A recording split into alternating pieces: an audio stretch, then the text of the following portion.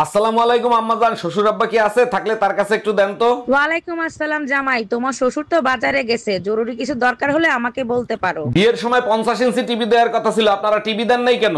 আরে জামাই, দুইটা টিভি দিয়ে কি করবা? আমার মেয়ের আল্ট্রাসাউন্ড করে দেখো, ওর ভিতর টিভি আছে।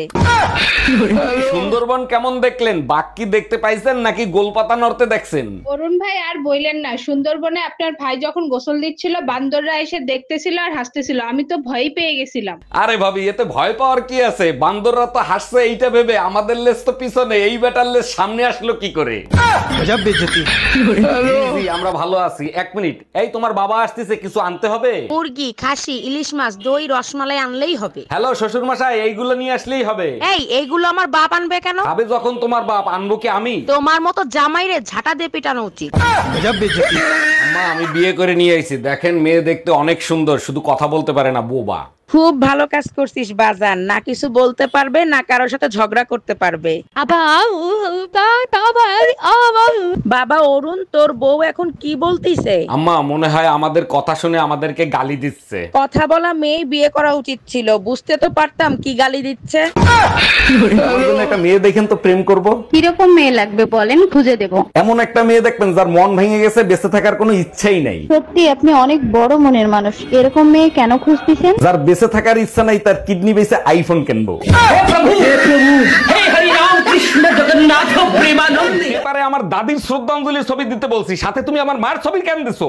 রিপোর্টার বলছে একটার সাথে একটা ফ্রি, তাই শাশুড়ির ছবিটাও দিয়েছি। আরে গাধা, আমার মা তো মরে নাই, আমার মার ছবি কেন দিছিস? ভালো করে দেখো, নিচে লেখা আছে অ্যাডভান্স শ্রদ্ধাঞ্জলি। হ্যালো, আমি টুম্পা বলতেছি। তোর লজ্জা করে না? তোর সাথে না আমার ব্রেকআপ হয়েছে, ফোন দিছিস কেন? আমি নতুন গাড়ি কিনছি। তা আমি কি করব, নাচবো? শালা লুচ্চা বেটা, দেখে শুনে রাস্তা পার হোস, যেদিন আমার সামনে পড়বি সেদিন সোজা জাহান্নামে পাঠাই দেবো। Bye bye, tata. তুমি কাল রাতে কার সাথে ছিলা, সত্যি করে বলো। কাল রাতেই তো বললাম দাদির অবস্থা ভালো না, তার সাথে হসপিটালে থাকতে হবে। তাইলে তো আজকে রাতেও দাদির সাথে হসপিটালে থাকবা, তাই না? শরীরের অবস্থা যদি আগের মতো থাকে তাহলে আজকে রাতেও যেতে হবে। শরীরের অবস্থা আগের মতোই আছে, তোমার দাদি মেসেজ দিছে, কখন আসবা জানু?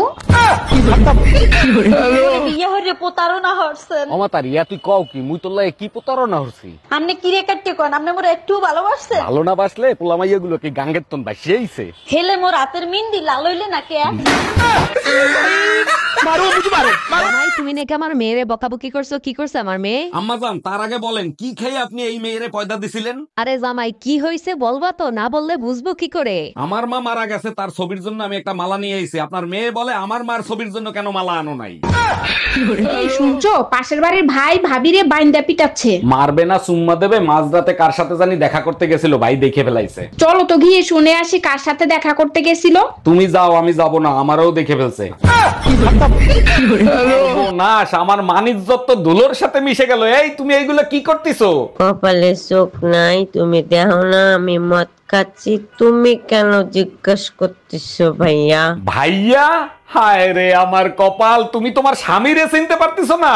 তুমি বুঝবা না, নেশা সব কষ্ট ভুলে দেয় বাবা। এক্সকিউজ মি ম্যাম, আপনি না অনেক সুন্দর, আপনি কি সিঙ্গেল? না ভাইয়া, আমার 4 ভাই আছে, 2জন পুলিশ অফিসার, একজন আর্মি অফিসার, একজন রাজনীতি করে। বইন, আপনার কোথাও ভুল হচ্ছে, আপনার 4 ভাই না 5 ভাই। দেখেন ভাইয়া, আমার কোনো ভুল হচ্ছে না, আমার 4 ভাই। বইন, একটু আগেই তো আমারে ভাই বানালেন, এর ভিতর ভুলে গেলেন?